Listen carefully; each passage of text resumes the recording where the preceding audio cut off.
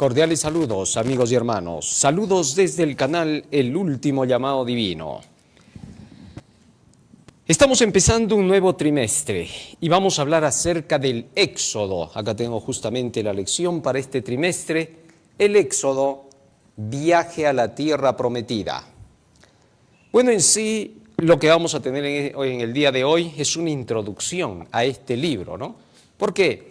Bueno, porque este libro nos cuenta una historia muy similar a la que el pueblo de Dios pasará en estos últimos días. El título para esta semana titula Opresión, el trasfondo y el nacimiento de Moisés. Vamos a pedir en oración al Señor que Él nos ayude a entender cómo va a ser la repetición de esta historia del libro del Éxodo. Vamos a ponernos de rodillas y vamos a orar. Bondadoso Padre que moras en los cielos, estamos agradecidos a ti porque nos das la vida y la salud. Te rogamos, Padre Santo, que tu presencia nos acompañe para entender tu santo y bendito mensaje. En el nombre de Jesús. Amén. Muy bien. El versículo de memoria para esta semana. Si subimos un poquito. Lo encontramos en el libro de Éxodo capítulo 2, verso 23 al 25. Los israelitas, gimiendo a causa de la servidumbre, clamaron, y su clamor subió hasta Dios con motivo de su servidumbre. Dios oyó su gemido, y se acordó de su pacto con Abraham, Isaac y Jacob, y miró Dios a los israelitas y reconoció su condición. Es interesante ver esta parte, ¿no? Cómo es que en los días en que se inicia el Éxodo, el pueblo de Israel se encontraba en una situación de opresión. Estaba pasando por momentos críticos. A decir verdad, esto es una comparación de cómo la humanidad se halla oprimida. Pasa por momentos críticos, pero más allá de eso, aquí se refiere al pueblo de Dios. Se puede hablar en general, ¿no? Y querer extender, pero aunque no va a dar en este capítulo, pero se puede querer hablar en general de que el mundo está lleno de opresión, de abuso, de miseria y de cuanto daño posible uno puede imaginarse. Y que así es el trasfondo que nos menciona el libro de Éxodo, en el cual estaban viviendo los hijos de Israel. Y que así como Israel fue libertado por Dios, así también vamos a ser libertados cada uno de nosotros por el poder divino, es decir, por la palabra de Dios. Pero en sí, repito, el asunto iba más con el pueblo de Dios, con aquellos que eran creyentes de la verdad.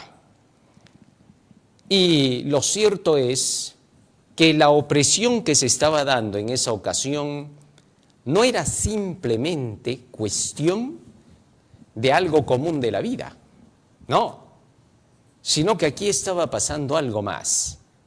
Vamos a ver qué cosa es lo que estaba ocurriendo. Libro de Éxodo, capítulo 1, versículo 8 y 9. Y con esto nos vamos hasta el día domingo. Fíjate lo que dice acá. Éxodo, capítulo 1, versículo 8 y 9. Si lo tenemos ahí en pantalla. Entre tanto dice, se levantó sobre Egipto un nuevo rey que no conocía a José. Y dijo a su pueblo, he aquí el pueblo de los hijos de Israel es mayor y más fuerte que nosotros. ¿Qué cosa le estaba preocupando, dice al faraón, al rey de Egipto? Fíjate bien, el pueblo de Israel se estaba multiplicando cada día más. Y esto era a raíz del sistema de vida que ellos llevaban. Y es que los egipcios, por sus costumbres, practicaban cosas que iban en contra de la moral. Los 10 mandamientos de la ley de Dios prácticamente eran violados en esa nación. Cuando el pueblo de Israel salió de Egipto, podemos darnos cuenta de más o menos cómo eran las costumbres ahí, al ver el momento en que Moisés subió al monte y el pueblo de Israel llevó a cabo una orgía espectacular, ¿no? Tanto así que Moisés bajó y rompió los 10 mandamientos. ¿Esto qué nos indica? Que esa era la forma de vivir en Egipto. Debido a esa forma de vida, en esta nación, como en todos los imperios paganos, la gente moría rápido. Entonces no crecían, no se multiplicaban. Las enfermedades venéreas, los sacrificios que se hacían de gente, las matanzas que habían, los robos y tanta cosa más, hacía que la población se redujera. Y eso, en parte, les convenía a los soberanos, a los emperadores, porque así tenían más facilidad para poder controlar a su pueblo. Pero mientras eso sucedía en Egipto y en las naciones paganas, algo opuesto pasaba en el pueblo de Israel. Se multiplicaban, crecían más y más. Y entonces el faraón comenzó a declarar que estaba preocupado. Estoy preocupado, les dijo a todos sus hombres importantes de la nación. Estoy preocupado porque los israelitas se multiplican, mientras que nosotros no. No vaya a ser que este pueblo se levante contra nosotros, se una con nuestros enemigos y nos derroque. Y es que los israelitas eran gente trabajadora, dedicada, y estaba empezando a amasar también bastante fortuna. Y entonces el rey dijo, a este paso los israelitas nos van a dominar. Interesante, seguimos leyendo. Éxodo capítulo 1, versículo 9 y 10. Éxodo capítulo 1, versículo 9 y 10. He aquí el pueblo de los hijos de Israel es mayor y más fuerte que nosotros. Verso 10. Ahora pues seamos sabios para con él, para que no se multiplique y acontezca que viniendo guerra, él también se una a nuestros enemigos y pelee contra nosotros y se vaya de la tierra. Bueno, yo te pregunto, ¿a qué te suena esta forma de hablar del faraón? Últimamente hemos escuchado incluso a el mismo Papa León XIV, ¿no? Lo mismo que decían sus predecesores. Estamos preocupados de que este movimiento protestante se esté creciendo demasiado, que hayan demasiados movimientos protestantes en el mundo. Bueno, su preocupación no tiene nada que ver con el asunto de que se quiera frenar el crecimiento de protestantes. Y por otro lado, aquellos que son oponentes a la verdad discuten lo mismo. Dicen, estos grupos que llevan estos últimos mensajes, el tercer ángel sobre todo, se está extendiendo por el mundo entero. Tienen muchos oyentes.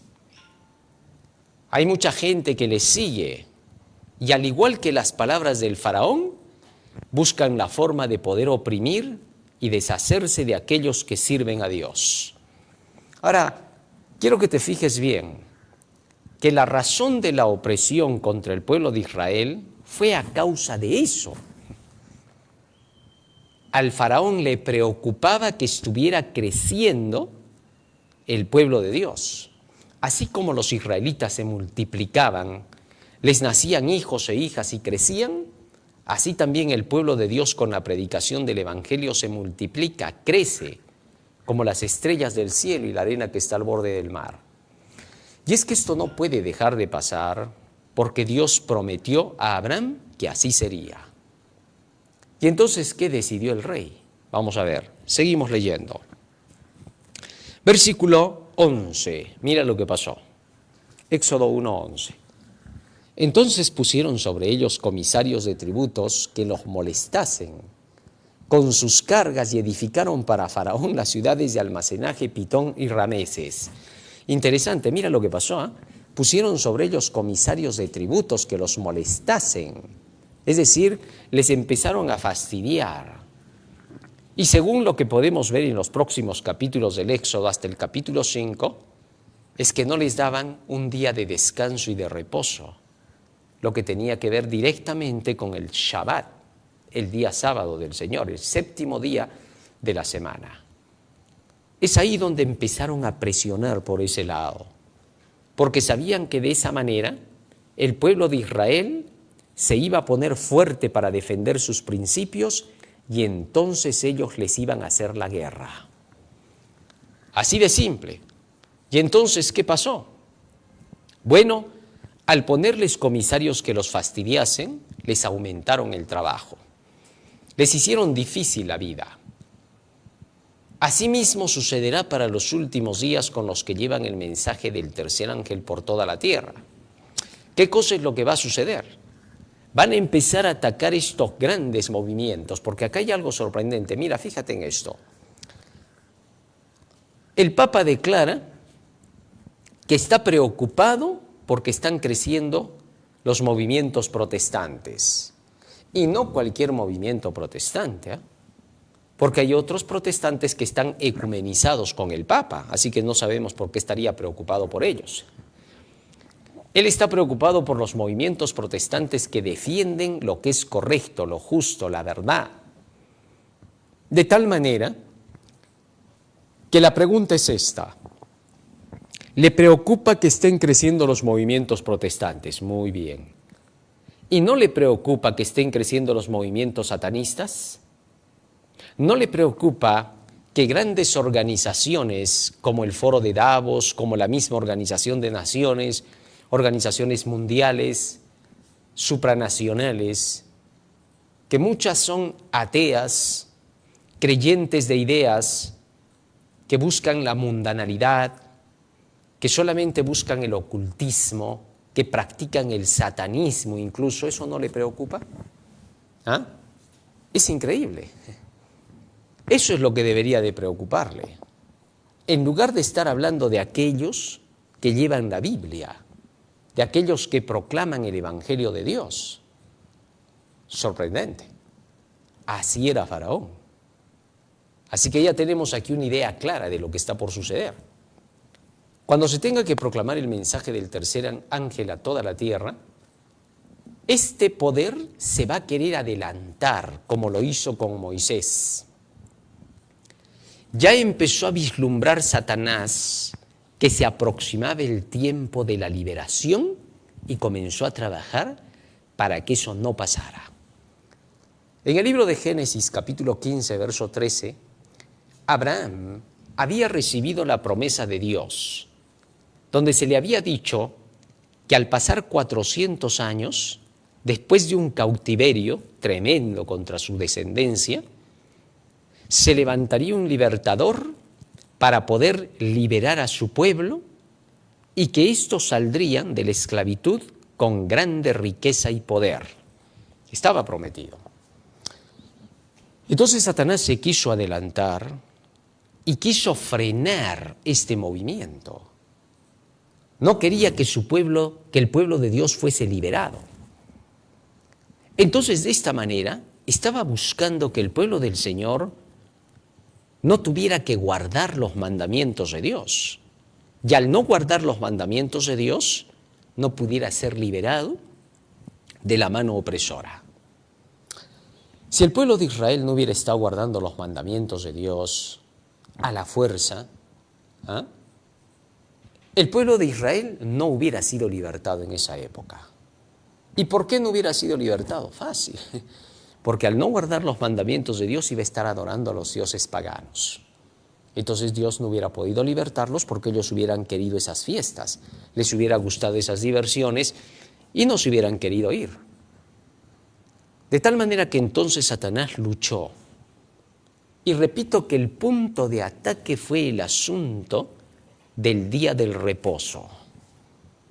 Y es por eso que lo primero que hizo Dios fue devolverle su libertad a los israelitas diciendo que guardasen el reposo. Cuando Moisés y Aarón en el capítulo 5 de Éxodo se presentan al faraón, lo primero que le recordaron fue el día de reposo. Así también para estos últimos días, al pueblo de Dios se le va a querer arrinconar por causa del día de reposo, por el día sábado. El pretexto va a ser precisamente ese. Pero la realidad es porque va a estar creciendo la verdad del sábado en el mundo. Imagínate, si se predicara la verdad del tercer ángel, más rápido de lo que se lo está haciendo. Sin más, si los hijos de Dios se unieran, si el pueblo de Dios se uniera, para terminar de proclamar la verdad del sábado al mundo entero, millones se salvarían. Y aun que todo el pueblo de Dios no esté unido, si la verdad del tercer ángel fuese a través de todos los medios de comunicación que se pueda, por las redes sociales, tal como se está empezando a gritar, porque ya viene el fuerte pregón con más fuerza, millones se salvarían. Entonces el enemigo de las almas está luchando porque esto no pase. Pero la verdad del sábado está corriendo como fuego en el rastrojo en estos últimos años. Y a medida que pasen los días, esta verdad va a tener que ser proclamada en todo lugar. Y entonces vendrá el momento de la liberación, como en el tiempo de Egipto. Y esto será cuando salga el decreto dominical. Es decir, el decreto dominical significa el grito del cielo de la liberación. Para aquellos que no se han preparado, el decreto dominical, que va a ser la gran prueba para el pueblo de Dios, en lugar de verlo como un día de liberación, lo van a ver como un día de opresión. Lo que pasa es que cuando se dé el decreto dominical, el Espíritu Santo descenderá con tanta potencia que la proclamación del fuerte pregón será para libertar a todos los hijos de Dios en el mundo. ¿Te diste cuenta? Y solo cuando el pueblo esté claro en la verdad, cuando el pueblo adventista, empecemos por ahí, haya recibido en todos los lugares el mensaje de que el tercer ángel es la verdad presente y de que el sábado es el punto principal de la controversia, entonces el decreto dominical será aplicado y el pueblo de Dios que se habrá preparado, como Moisés, saldrá a proclamar el último mensaje para recoger a todos los hijos de Dios del mundo entero. Los 144,000 van a ser un grupo que se va a encargar de juntar a toditos los fieles de la tierra. Su misión es esa. Pero eso va a pasar solo cuando el decreto dominical salga.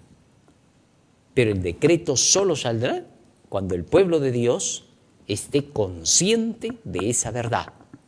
Es decir, ahorita ya en el mundo entero los adventistas están quedando en claro de que el mensaje del tercer ángel es la verdad presente, que denuncia a la bestia y a su imagen. Muchos están aceptando y otro tanto lo está rechazando. El hecho es de que todos lo están escuchando. ¿Te diste cuenta? Y eso es lo bueno. En este último congreso de la Iglesia Adventista del Séptimo Día, a nivel mundial, se ha hablado acerca de que hay que proclamar el Evangelio final. Pero sería bueno incidir con fuerza en de qué se trata ese mensaje. Y no simplemente utilizar ciertas palabras que puedan confundir al pueblo, diciendo, tenemos que predicar la justicia de Cristo. No, también hay que dejar en claro que esa justicia de Cristo es el tercer ángel. Y que ese tercer ángel que denuncia a la bestia y a su imagen y su marca es la justificación por la fe. Si el pueblo no entiende eso, pero sabía porque ha escuchado lo que se está diciendo del tercer ángel, será demasiado tarde para el pueblo. Y aquellos que hayan entendido este mensaje del tercer ángel como es, estarán preparados para la proclamación final. Escucha lo que dice la mensajera del Señor. Vamos avanzando un poco. Fíjense lo que dice aquí. Conflicto de los siglos, página 591. El decreto no será impuesto estando el pueblo a ciegas. Cada cual tendrá la luz necesaria para tomar una resolución consciente. La mensajera del Señor nos ha anticipado. El decreto dominical no va a salir sin que primero todos los adventistas estén conscientes de lo que es el tercer ángel.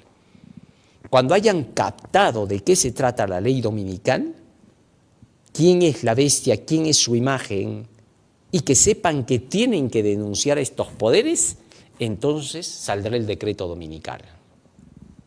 Y gracias a Dios, este mensaje ha corrido por casi todas las iglesias adventistas del séptimo día ya. Una vez que cada iglesia adventista tenga en claro la verdad, saldrá el decreto dominical.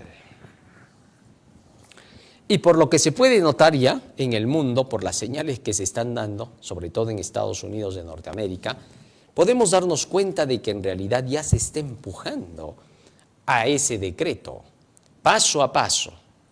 Parece que estado por estado se estuviera recorriendo el propósito del decreto. ¿Ah? Y esto nos indica que en realidad todas las iglesias adventistas ya están en casi su totalidad conscientes de lo que es el mensaje del tercer ángel. Lamentablemente, no todos los adventistas aceptarán esta verdad. Una gran mayoría, más de las que creemos, terminará oponiéndose al mensaje del tercer ángel y solo unos cuantos pocos aceptarán esta verdad final y saldrán a proclamarla con potencia al mundo. Pero serán suficientes con los 300 de Gedeón para que esta verdad sea conocida mundialmente. El rechazo de la verdad en la iglesia es la esperanza de los que están afuera. Porque la gente que esté afuera va a analizar por qué los de adentro han rechazado el mensaje del tercer ángel. Y se van a dar cuenta que lo rechazaron por sus intereses personales. Y se darán cuenta de que no tenían ninguna razón para rechazarlo. Y eso hará que se unan con el remanente del pueblo de Dios. Interesante, ¿no? Eso es lo que va a pasar. Querámoslo o no. Pero bien, vamos al lunes 30 de junio, el trasfondo histórico. Resulta que el libro de Génesis se escribe cuando termina la familia de José. Jacob comienza el texto bíblico de Éxodo capítulo 1, versículo 1, hasta el versículo 6, hablando acerca de Jacob, su despedida, sus hijos, su descendencia, hasta los días de José, hasta la llegada del nuevo faraón. Así es el trasfondo histórico. Vamos avanzando un poco más. Y entonces aquí se pregunta, ¿qué cosa es lo que hizo que José fuese aceptado por Egipto, ¿no? Resulta que José fue aceptado en Egipto y fue llevado hasta el lugar de gobernador gracias a la profecía. ¿Sí? Gracias a la profecía. Mira, ve, cuando José comenzó a profetizar en Egipto, fue el momento de su propia liberación.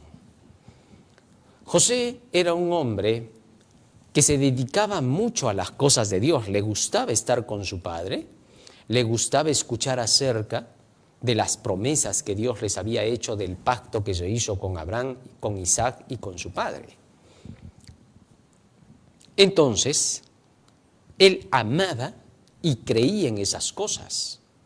Sabía que estaba profetizado, que el pueblo de Israel tendría que ser el pueblo elegido de Dios.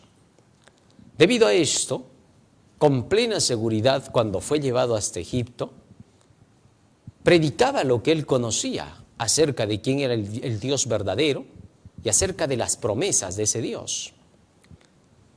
Y en las primeras oportunidades que se le dieron, cuando fue llevado a la cárcel, habló acerca de los sueños y las interpretaciones.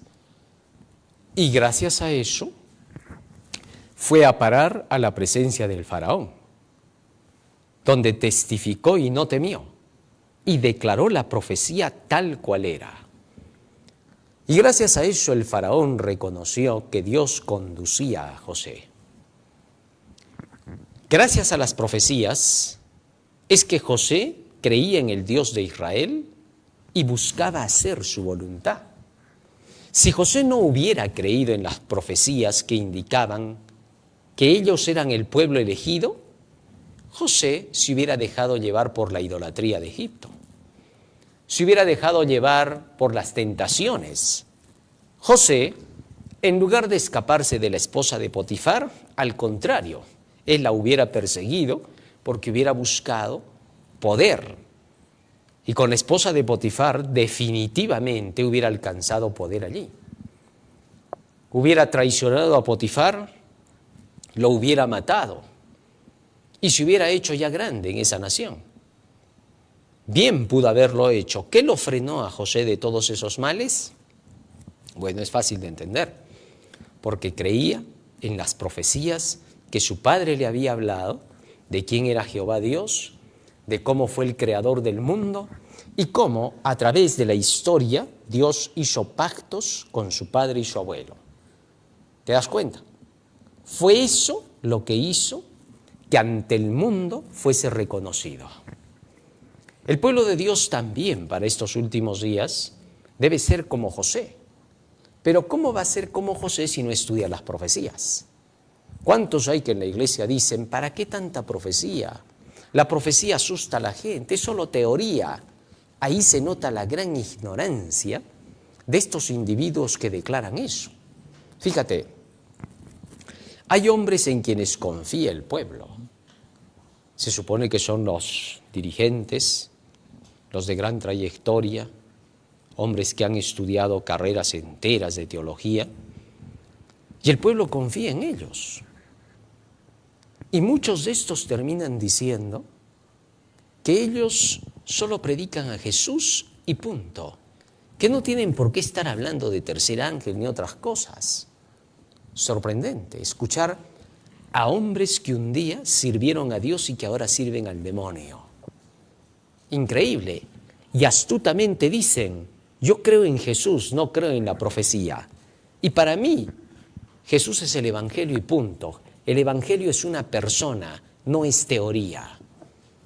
Esas palabras demoníacas, ¿cómo pueden salir de labios que se supone que son de seguidores de Cristo? Es increíble. El mensaje de los tres ángeles no es un mero mensaje, es la historia de un pueblo. Y aquellos que niegan la historia de este pueblo son traicioneros, son los Judas en la iglesia. Fíjate bien en esto. En la profecía se declaraba que llegaría el tiempo de la hora del juicio para 1844. Y entonces se anunciaría por parte del pueblo de Dios que la hora del juicio había llegado.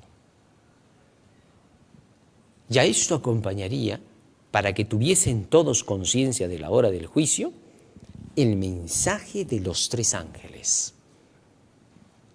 De tal forma que la proclamación de estos tres mensajes estaban relacionados con el tiempo en que estaríamos viviendo. Y toda la humanidad debía de saber que había llegado el tiempo del juicio. Aquellos que eran fieles a Dios en seguir su palabra, como en todos los tiempos lo ha habido, son los que buscaban con sinceridad de corazón la verdad. Y a medida que fueron estudiando la Biblia, descubrieron que ellos habían sido llamados para proclamar este último mensaje de misericordia.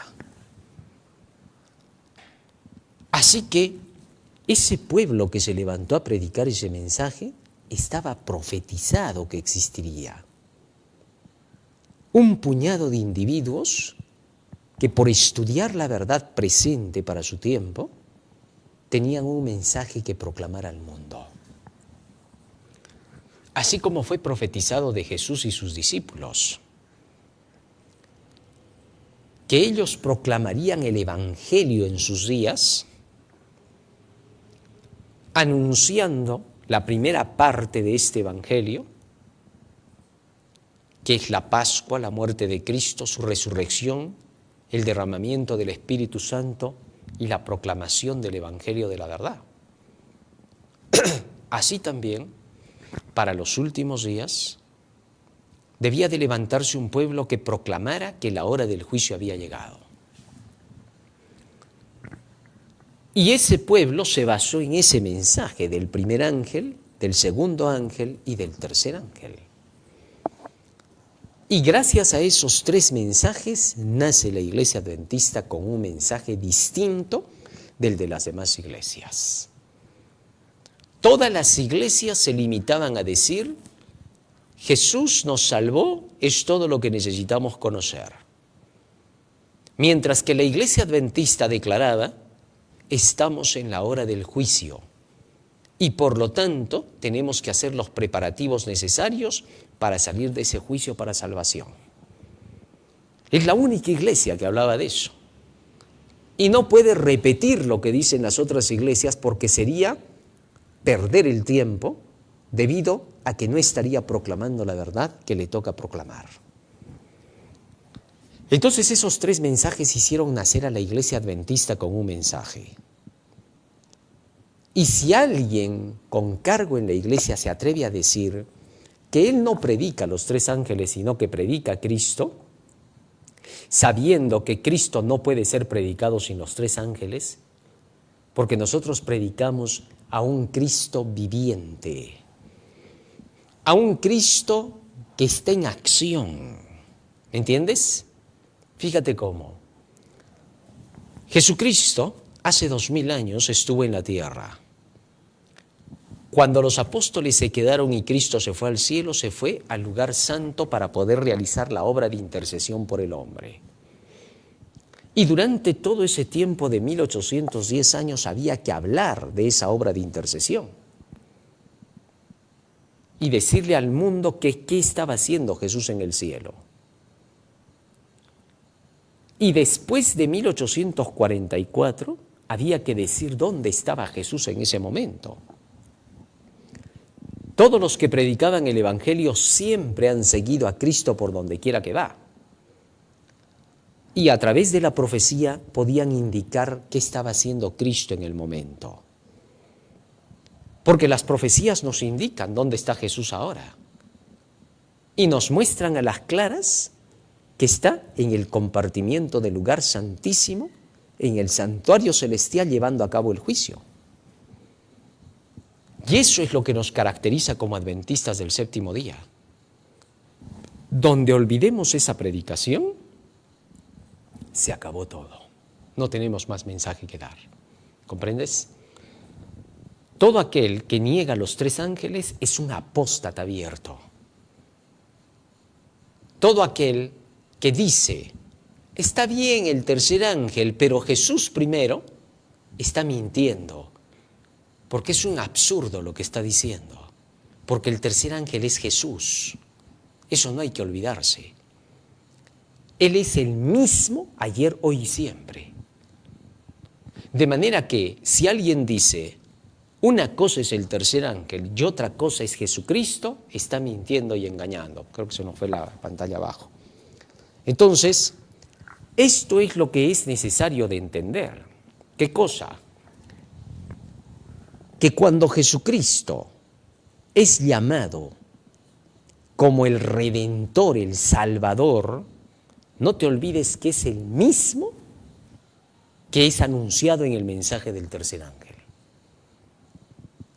Y si alguien dice, yo no predico el tercer ángel o la profecía, sino a Cristo, está mintiéndote, es un apóstata, te está engañando, está negando al mismísimo Salvador. ¿Comprendes ahora? Así de peligrosa es esa situación. Y no podemos caer en esa trampa. No en medio de los peligros de los últimos días. Como José debemos testificar. Y el mundo debe escuchar que profetizamos. Y cuando escuche eso, recién nos va a creer la verdad. Recién nos va a creer por qué nos comportamos como nos comportamos. A José le veían que su comportamiento no era lo que les gustaba a ellos. ¿Comprendes? Para ellos José era demasiado meticuloso, Para ellos José era demasiado extremista. Para ellos José era aburrido, lo odiaban, no lo querían. ¿Me entiendes?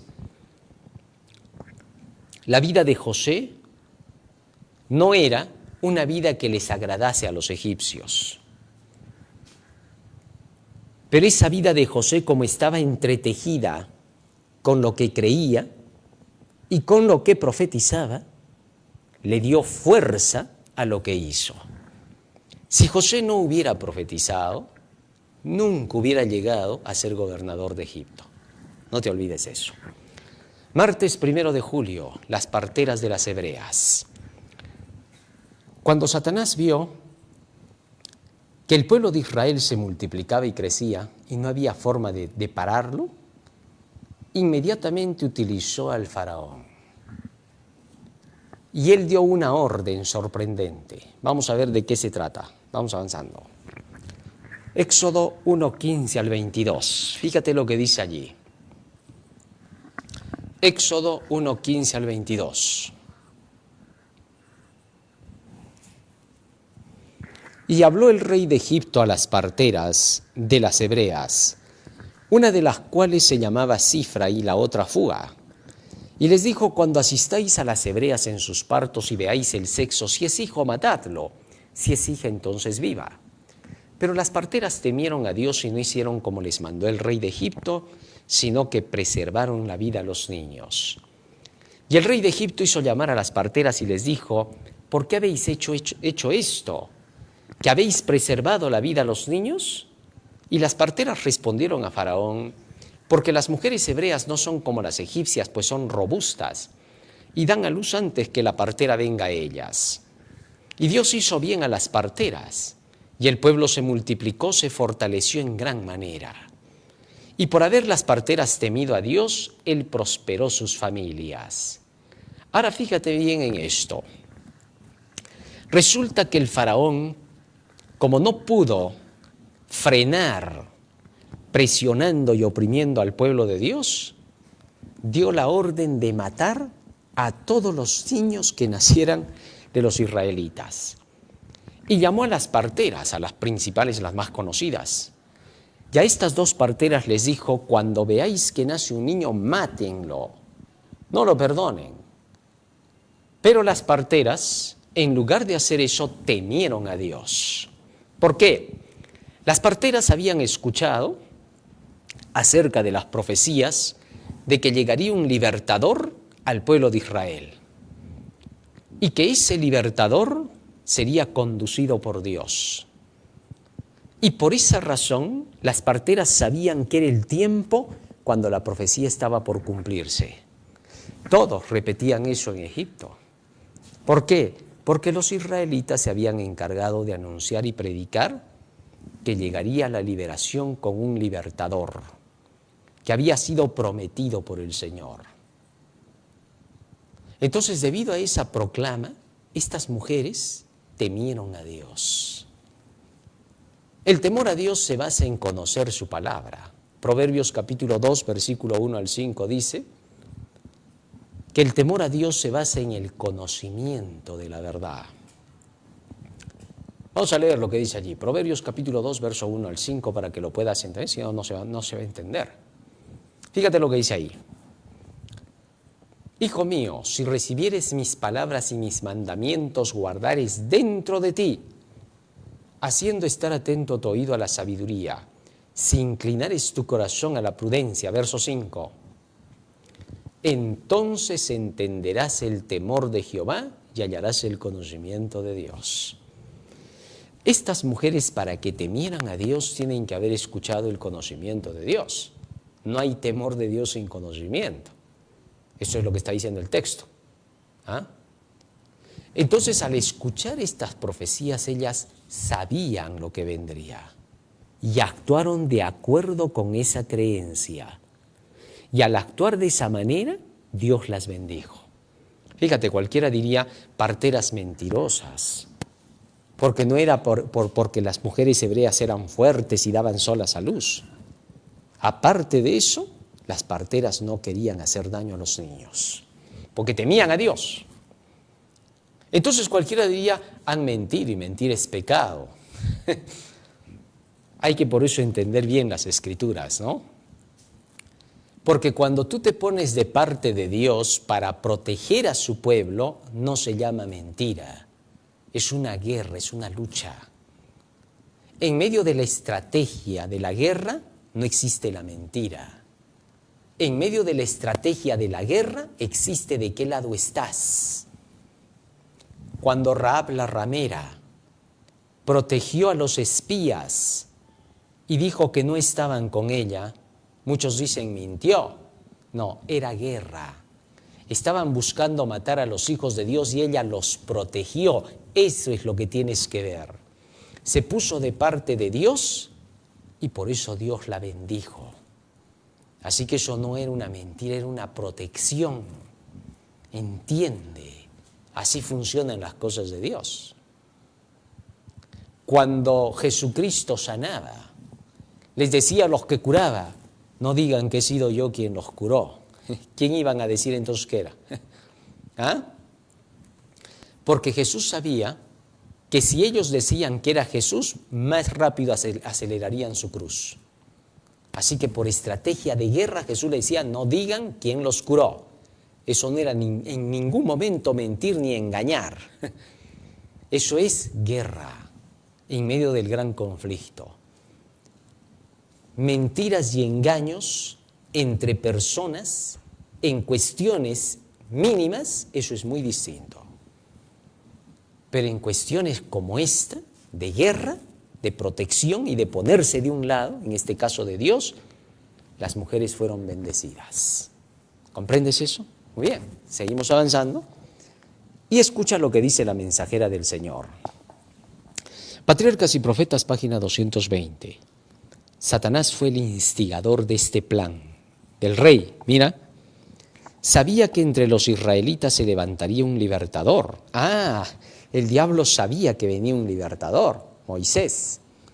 Y al inducir al rey a destruir a los niños varones, esperaba derrotar el propósito divino. El diablo conoce las profecías, sabe para cuándo se iba a levantar Moisés. Así también sabe para cuándo se van a levantar los 144,000. Y ha querido adelantarse matando a todos esos que tendrían que proclamar el Evangelio. Y va a quererse todavía adelantar. A querer eliminar a aquellos que van a proclamar el Evangelio final, denunciando a la bestia, a su imagen y a los poderes fácticos de la tierra. Va a querer repetirse la historia. Él sabe que la liberación ha llegado. Está consciente del tiempo. Y se va a querer adelantar, como en todas las épocas. Pero la promesa de Dios es lo que pasó en esa ocasión. Sigue diciendo. Pero esas mujeres temían a Dios y no osaron cumplir tan cruel mandato. El Señor aprobó su conducta y las hizo prosperar. El rey, disgustado por el fracaso de su propósito, dio a la orden un carácter más urgente y general. ¿Qué cosa hizo? Pidió a toda la nación que buscara y diera muerte a sus víctimas desamparadas. Entonces el faraón dio a todo su pueblo esta orden: echad al río a todo hijo que nazca y preservad la vida a toda hija. Interesante. Ahora había que botar al río a todos los hijos varones y hacer vivir solo a las mujeres. Bueno, era el momento en que entra a tallar el gran personaje Moisés. Vamos a ver de quién se trata. Vamos avanzando. Miércoles 2 de julio, el nacimiento de Moisés. Moisés salvado de las aguas, ya es fácil de entender, ¿no? Dice la lección, Génesis capítulo 2, Éxodo capítulo 2, versículo 1 al 10. Vamos a leer lo que dice allí el texto bíblico. Éxodo 2, 1 al 10. El nacimiento de Moisés. Un varón de la familia de Leví fue y tomó por mujer a una hija de Leví. la que concibió y dio a luz un hijo. Y viéndole que era hermoso, le tuvo escondido 3 meses. Pero no pudiendo ocultarle más tiempo, tomó una arquilla de juncos, la calafateó con asfalto y brea, y colocó en ella al niño y lo puso en un carrizal a la orilla del río. Y una hermana suya se puso a lo lejos para ver lo que le acontecería. Y la hija de Faraón descendió a lavarse al río, y paseándose sus doncellas por la ribera del río, vio ella la arquilla en el carrizal y envió una criada suya a que la tomase. Y cuando la abrió, vio al niño, y he aquí que el niño lloraba, y teniendo compasión de él, dijo: de los niños de los hebreos es este. Entonces su hermana dijo a la hija de Faraón: ¿iré a llamarte una nodriza de las hebreas para que te críe este niño? Y la hija de Faraón respondió: ve. Entonces fue la doncella y llamó a la madre del niño, a la cual dijo a la hija de Faraón: lleva este niño, críamelo, yo te lo pagaré. Y la mujer tomó al niño y lo crió. Y cuando el niño creció, ella lo trajo a la hija de Faraón, la cual lo prohijó y le puso por nombre Moisés, diciendo: porque de las aguas lo saqué. Muy bien, estos versículos nos relatan la historia de cómo Moisés fue libertado de la mano de Faraón para que no muriese en el decreto que dio este rey. Ahora, ya estaba profetizado 400 años antes que Moisés tendría que llegar como el libertador. De tal forma que cuando Moisés llega justo en el tiempo que se había determinado por Dios. Interesante. Y nos encontramos que cuando llega Moisés, Satanás intenta deshacerse de él, pero hay una frasecita mencionada ahí. Este niño era hermoso, dice. ¿A qué se refería con eso de hermoso? Hechos capítulo 7, versículo 20. Vamos a ver a qué se refería cuando dice que era hermoso. En aquel mismo tiempo nació Moisés y fue agradable a Dios y fue criado 3 meses en casa de su padre. Ah, interesante. Esteban explica que el ser hermoso significaba que era agradable a Dios. Halló gracia ante Dios. Interesante cómo desde bebito ya había hallado gracia ante Dios, ¿no? Esto tiene un significado profundo, porque encontramos el hecho de que agradable ante Dios significa halló gracia ante Dios.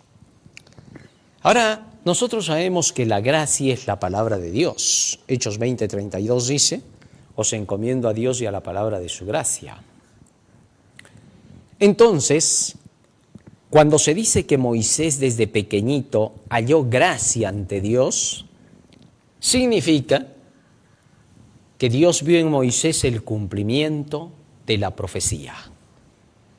Él mismo había declarado eso, y como Dios lo había declarado y vio con su ojo profético a Moisés que sería el libertador, entonces, por esa profecía es que Dios dice que Moisés halló gracia ante él. ¡Qué maravilloso! Así también sucederá con el pueblo de Dios.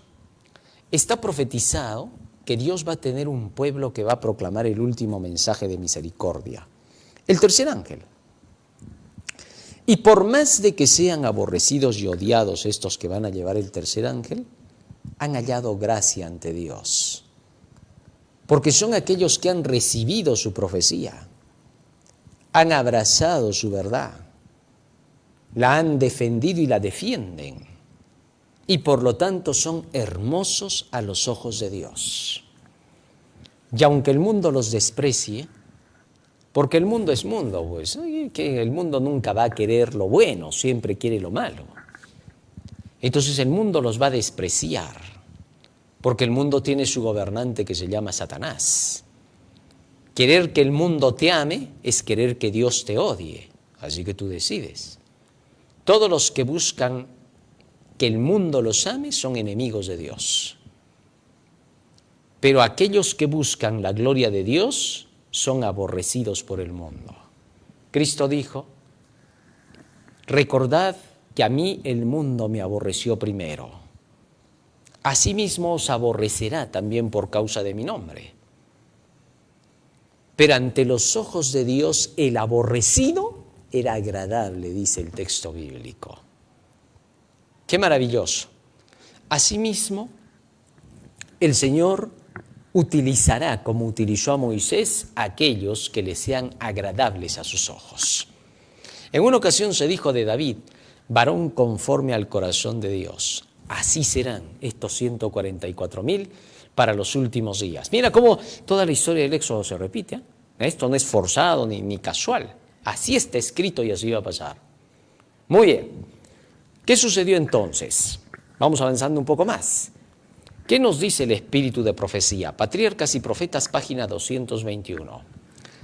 Mientras este decreto estaba en vigencia, la orden del rey de matar, echar a los niños al río, les nació un hijo a Amram y a Jocabed, israelitas devotos de la tribu de Leví.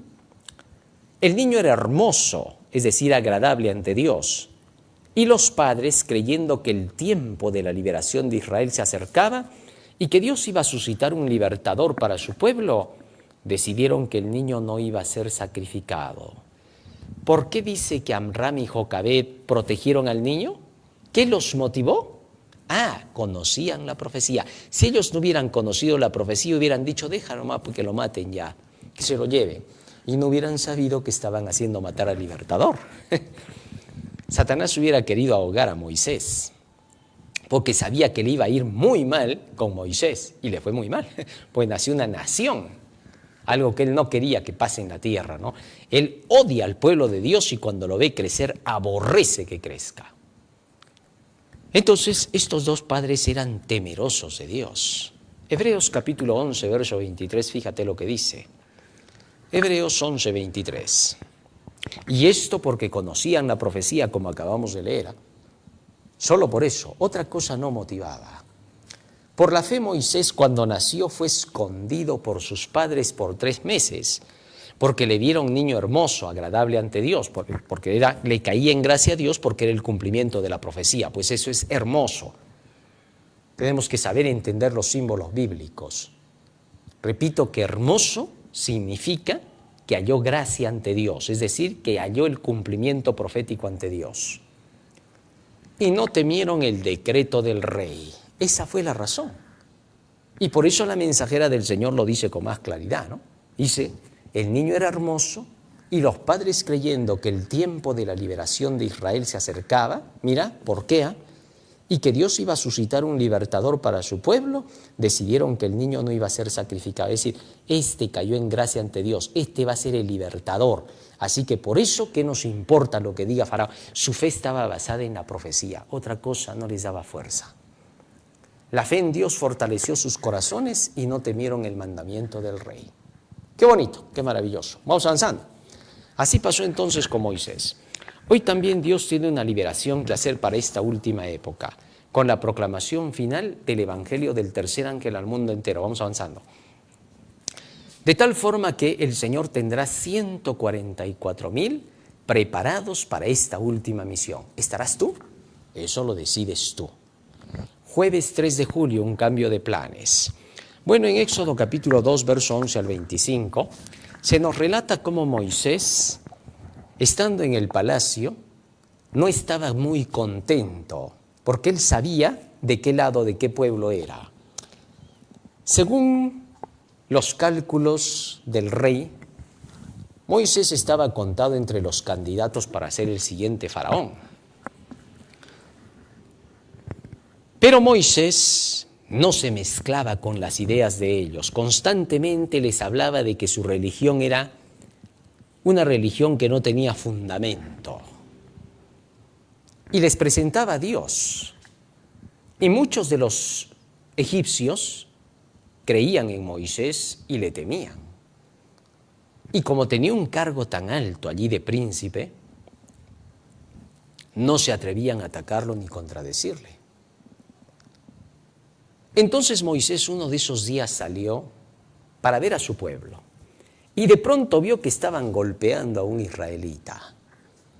Y ni corto ni perezoso fue a defenderlo y mata al egipcio.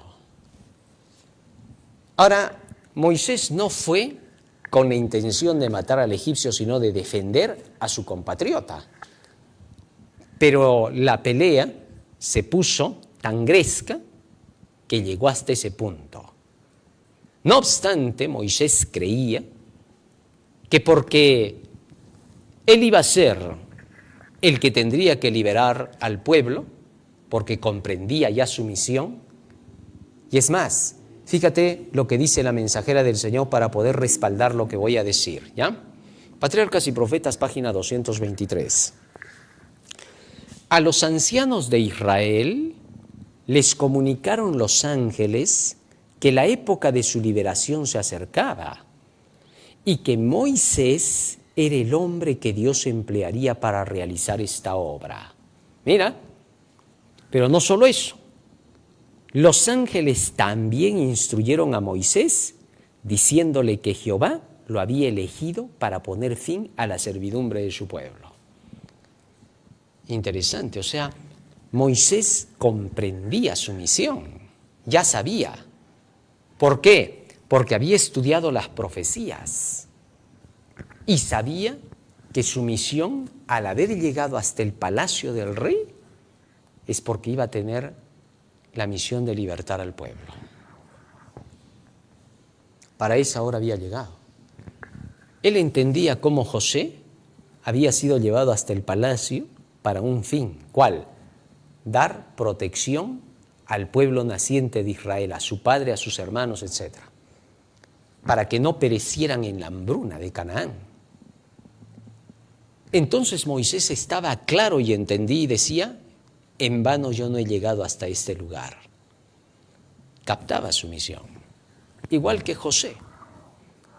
Basado en eso, él sabía cuál era su misión, estaba consciente. Y por eso él pensó que había que emplear la fuerza para libertar. Mira lo que sigue diciendo acá. Suponiendo Moisés que los hebreos habían de obtener su libertad mediante la fuerza de las armas, esperaba dirigir los ejércitos hebreos contra los ejércitos egipcios. Y teniendo esto en cuenta, fue cuidadoso con sus afectos para evitar que por apego a su madre adoptiva o al faraón no se sintiera libre para hacer la voluntad de Dios.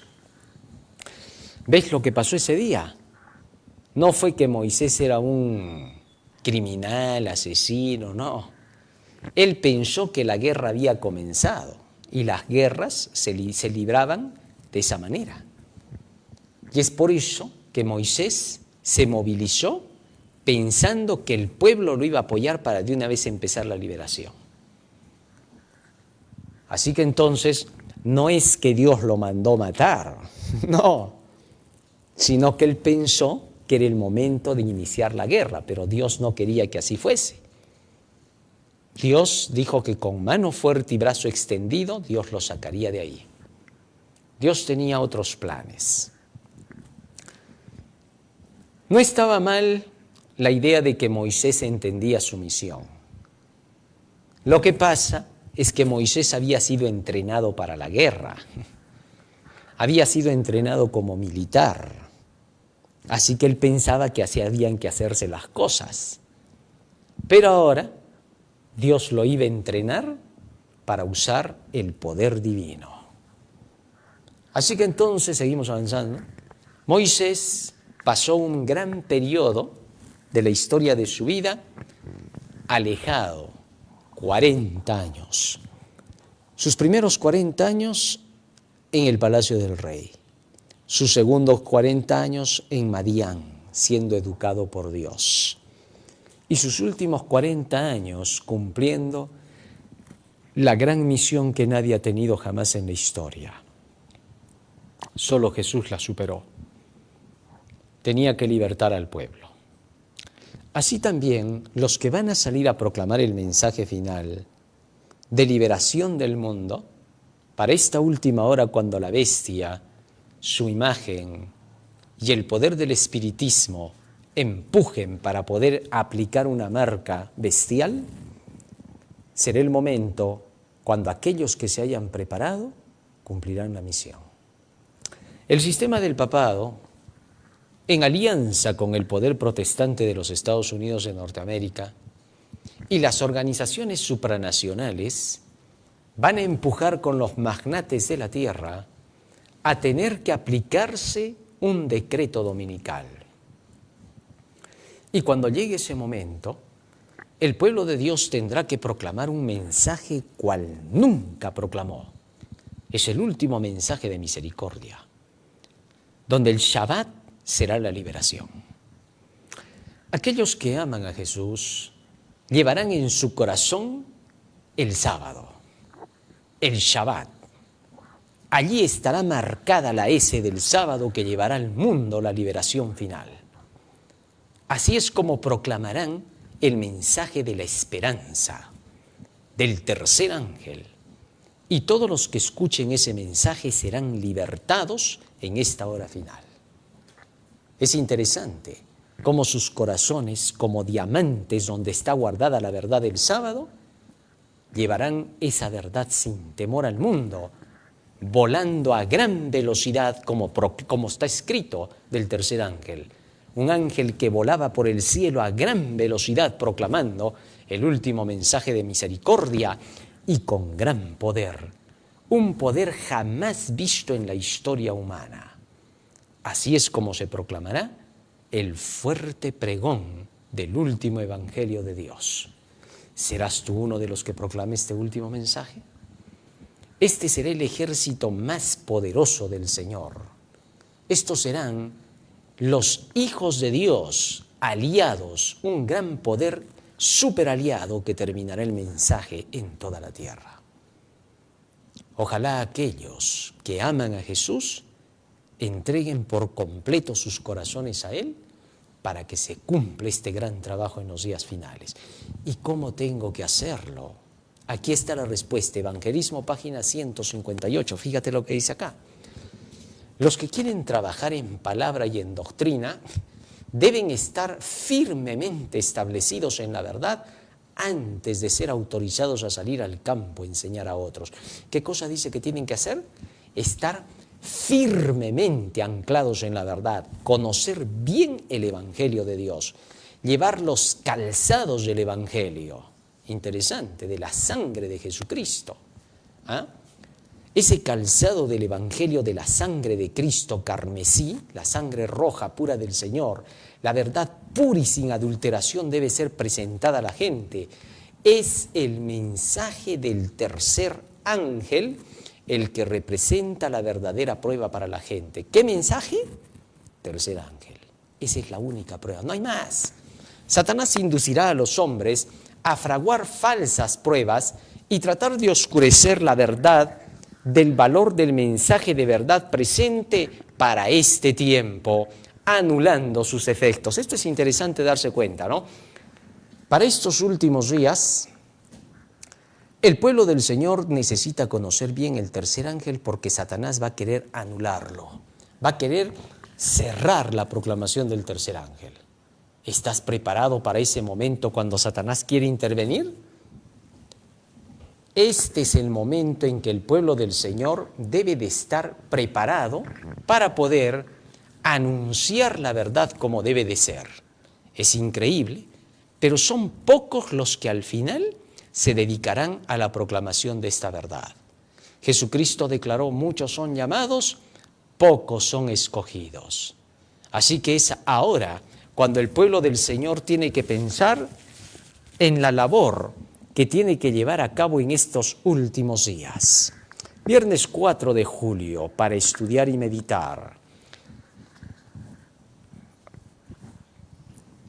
La buena noticia es que las dificultades de la vida pueden ser superadas por la gracia de Dios. Esa gracia es nuestra única esperanza. Si todos se llenaran de la gracia de Dios cada día estudiándola mediante el año bíblico, desde el Génesis hasta el Apocalipsis, la obra de Dios avanzaría con miles más, siendo rescatados del mundo. No habría oposición al mensaje del tercer ángel y Dios bendeciría más a su pueblo. Este es el momento en que el pueblo del Señor debe llenarse de la gracia de Dios para poder terminar la obra. Bueno, tú decides, querido hermano, si vas a estar entre ese pueblo de Dios que terminará la obra. Cada quien tomará las decisiones finales en su vida. Vamos a pedirle a Jesús que Él nos ayude para que nosotros podamos estar contados dentro de esos últimos que proclamarán el mensaje y lo llevarán al mundo. Yo sí quiero estar en ese mensaje. Yo sé que tú también quieres estar. Hay que hacerlo, querido hermano. Vamos a ponernos de rodillas y vamos a orar. Bondadoso Padre que moras en los cielos, estamos agradecidos a ti por las palabras benditas que nos has dado. Te rogamos que tu presencia se quede con nosotros y que nos des la sabiduría necesaria para cumplir esta tarea, como Moisés la hizo en su tiempo. Quédate con nosotros y bendice a tu pueblo, Señor, y despierta a los fieles para que terminen la obra. En el nombre de Jesús. Amén. Amén, Señor. Muy bien, querido hermano, hemos aprendido un hermoso tema más en la introducción de esta nueva lección para este trimestre.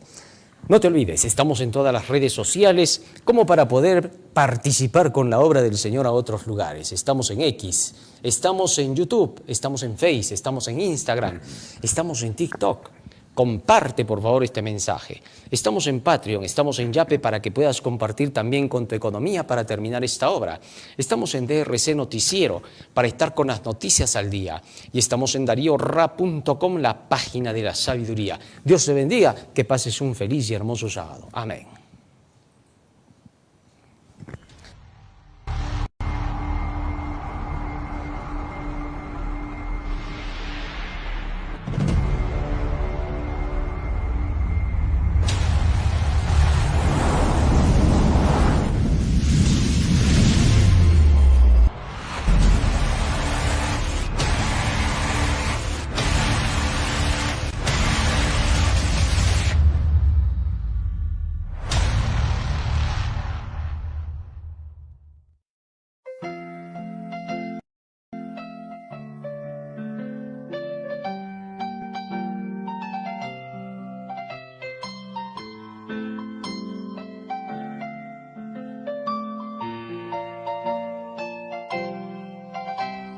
Tres ángeles